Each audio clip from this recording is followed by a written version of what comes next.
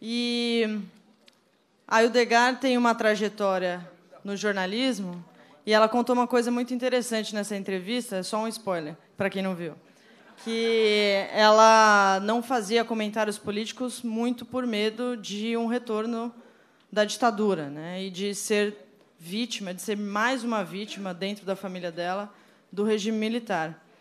E as pessoas falavam para ela: não tem clima para isso, né? Não vai voltar a ditadura.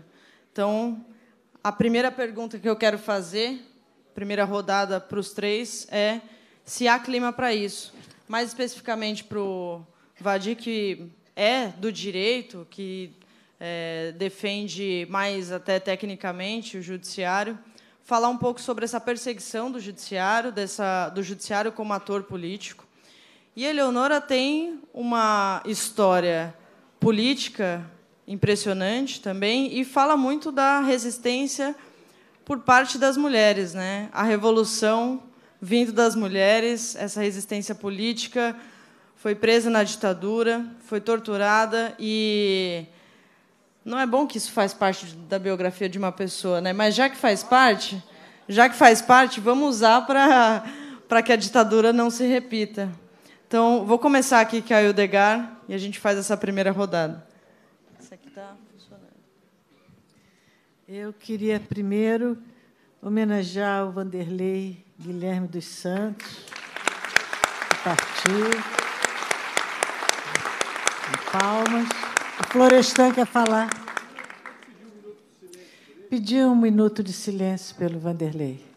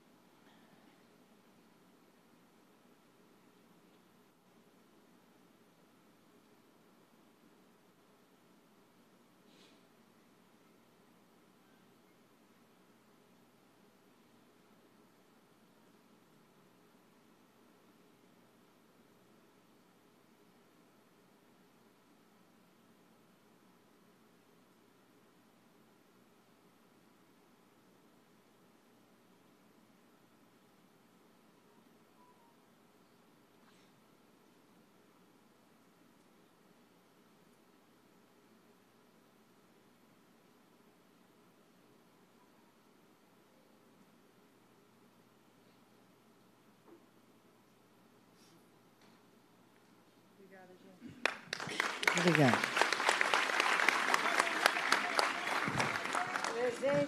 Presente. E o Miguel do Rosário escreveu um artigo muito emocionante, porque ele foi discípulo do Guilherme, né? E em que dizia da angústia, do pessimismo dele nesses últimos dias, nesses últimos tempos, com essas corporações, esses governos que ignoram completamente as necessidades do seu povo, do bem-estar, que menosprezam isso, e ele antevia um futuro de milhões de desempregados, ainda mais, milhões de famílias desassistidas e miseráveis. Muito importante o artigo. E não há saúde que aguente esse momento que nós estamos vivendo. Muita gente que eu conheço, inclusive eu, estão padecendo fisicamente devido a essa expectativa do pior, e o pior se concretizando a cada semana, a cada dia, a cada minuto, e ultrapassando todas as nossas projeções do ruim aqui no Brasil. Bem, vocês me propuseram falar da mulher na resistência, né? Eu cresci numa casa em que eu ouvia a mamãe dizer, e era uma frase muito popular na época, que ela era o homem da casa. E isso, de forma alguma, eu querendo menosprezar o meu pai, que foi uma pessoa maravilhosa, que nós admiramos muito, nós, os filhos, mas, numa família, quando há uma separação, as pessoas agem por paixão, agem, às vezes, por temperamento, e todas se arrependem depois, e as vítimas somos todos. Agora, hoje, os homens da casa, as mulheres, são os homens, as mulheres da resistência. Elas não são mais aquelas que ficam, aliás, acho que nunca ficaram. Elas não ficam em casa quando se trata de proteger a próxima geração de seus filhos, a geração que será de seus netos. Elas partem para o embate. E isso nós temos visto no Brasil massivamente, nas manifestações, nos movimentos sociais, nas campanhas políticas e, mais recentemente, nas manifestações de rua, nos ele não da vida, né? A mulher tem feito um grande papel, cumprido um grande papel, como está cumprindo no Chile, no Equador, em toda a América do Sul, né? Mas, nessa entrevista que se reportou a Gisela, o Léo Atush me perguntou sobre a elite brasileira, que ele ficava muito intrigado, e muitas pessoas ficam, de como eu, pensando da forma como eu agora me manifesto, podia conviver com a elite brasileira e, aliás, ainda convivo com algumas pessoas, algumas, nem todas. Aí eu escrevi, porque eu fiquei com medo de não conseguir falar. Eu, como colunista social, então, eu tive a oportunidade de conviver com essas pessoas. E eu não vou cuspir no prato em que eu comi, né? Mas fazer dessa experiência uma ação transformadora para mim e também para eles próprios, espero, né?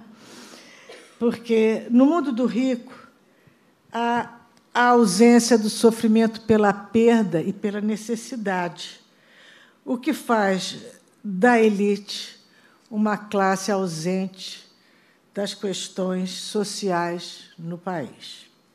Ela não vive essas questões, e o povo, porque isso está distante dela. E eu conheço pessoas de elite que nasceram e viveram ricas e que têm consciência social, mas isso é uma parcela mínima, porque a nossa elite vive no eterno medo de perder o que ela conquistou e também na eterna ambição de conquistar mais. E nós já tivemos uma elite industrial que era uma elite, de certa forma, grandiosa, respeitável, porque era aquela elite que multiplicava empregos e que queria o crescimento do nosso país, como, por exemplo, na indústria têxtil. Houve os Silveirinhas da Bangu, que ajudaram toda aquela comunidade, que construíram aquela comunidade, né? Levaram cultura, levaram teatro, levaram estádio de futebol, tudo isso em gestos quase que de mecenato para construir uma grande comunidade industrial. Mas essa elite foi ultrapassada, engolida pela globalização, a elite financeira, esse liberalismo selvagem, e a elite que deseja prosperidade é apenas para si, não para o próximo. O que rege o coração de quem tem é o medo de perder o conquistado. E é esse medo que cria o seu antagonismo em relação às classes não tão favorecidas como ela. Não só a classe pobre, a classe média também. Para essa elite, a elite no Brasil, ela se comporta como uma aristocracia, como a nobreza. Ela se acha especial, ela se considera imperial, ela se relaciona apenas com seus iguais. É assim. Ela domina os códigos, as referências de postura, de elegância, de moda, e ela está assustada, porque ela está vendo que ela está perdendo esses seus domínios, né? Então, os outros, os demais, que não sejam, digamos, do seu naipe, é para a área de serviço mesmo. E elas veem, então, quem tem menos do que ela ou essas pessoas, como inimigos em potencial, ou inimigos mesmo.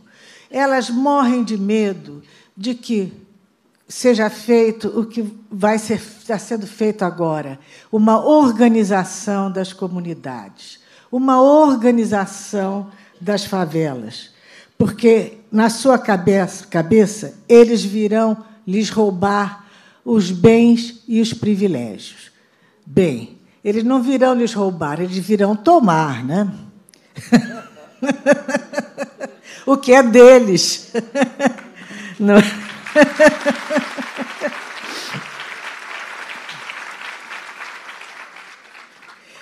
A elite é aquela que vê em todo o empregado doméstico um potencial ladrão que vai lhe levar as coisas da gaveta. E não há como negar isso. É o que há.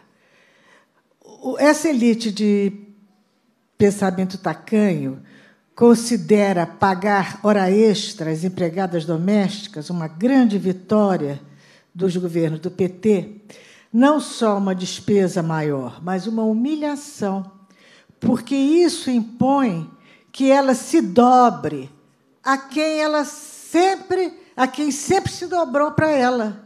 Ela tem uma visão de alcance curto e não percebeu que, na medida em que o Brasil é entregue, porque essa elite não se preocupa com soberania, na medida em que o Brasil é entregue aos estrangeiros, a sua coluna vertebral vai se vergar muito mais a interesses muito maiores, mais poderosos e mais gulosos do que as horas extras de suas empregadas domésticas, que tanto a afligem.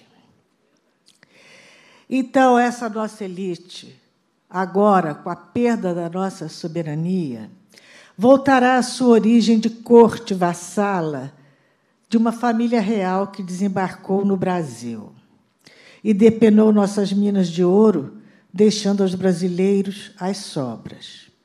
Não será mais ela a elite. Ela vai para um plano menor.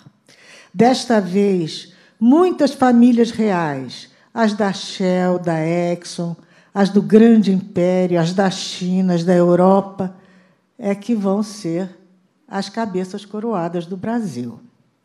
E essa elite, que, em vez de ver no pobre uma força produtiva, habilidosa, generosa e até dócil, viu nele um inimigo, a ponto de sair às ruas para marchar contra os governos do PT, os primeiros que, através de suas ações sociais, levando uma justiça social à casa do pobre, os primeiros governos que, de fato, promoveram a harmonia de classes foram os governos do PT. Mas cada um no seu quadrado, né? E o nosso quadrado aqui é o da geração de bem-estar para os brasileiros, dos serviços básicos, do direito à educação, à saúde, a uma alimentação saudável e sem veneno, o direito à água pura para beber, direito ao meio ambiente preservado. Eu estou dizendo o óbvio. Tudo isso que eu estou falando, o que nós todos já sabemos, né?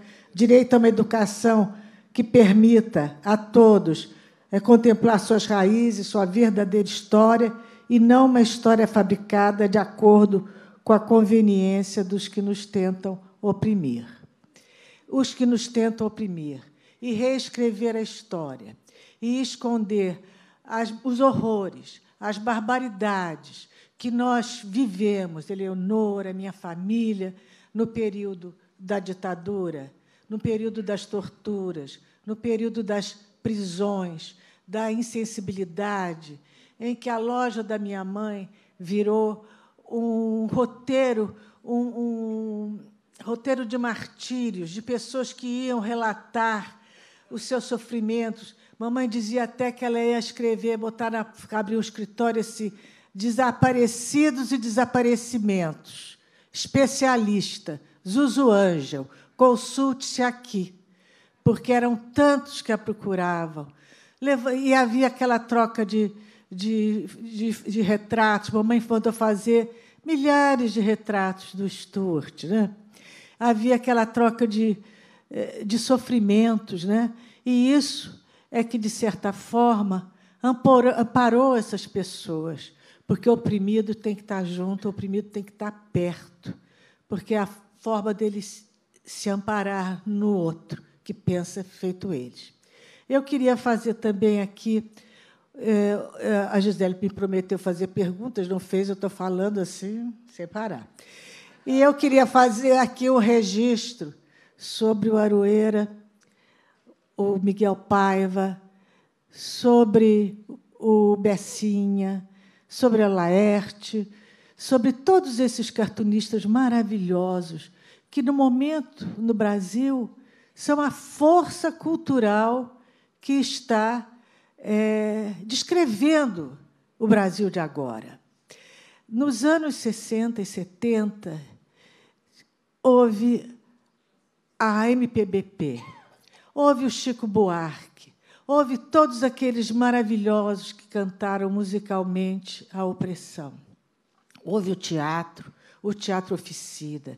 Não que essas vozes tenham de todo se calado, mas hoje é o traço do cartunista que está escrevendo realmente, de uma maneira importante, esse momento brasileiro.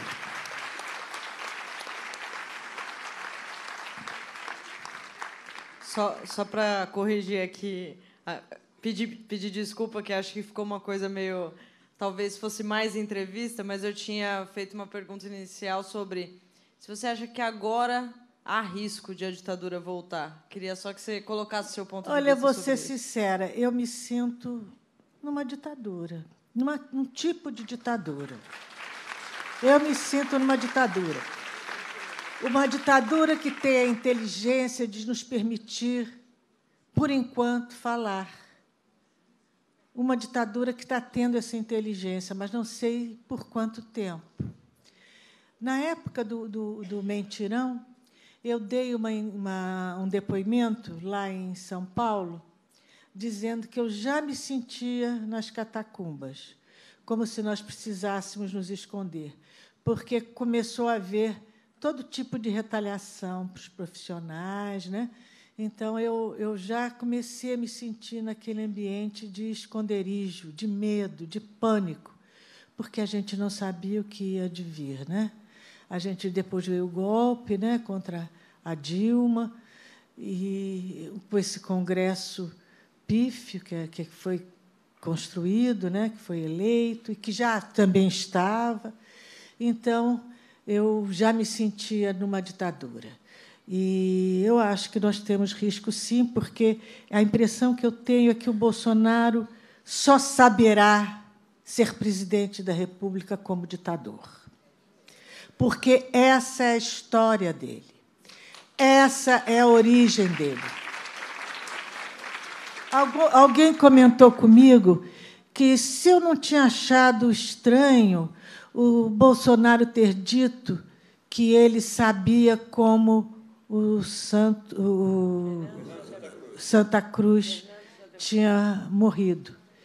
Como ele sabia? Ou ele estava lá, participando das sessões de tortura no Santa Cruz, ou alguém rompeu aquela código da ormetá militar de não contar.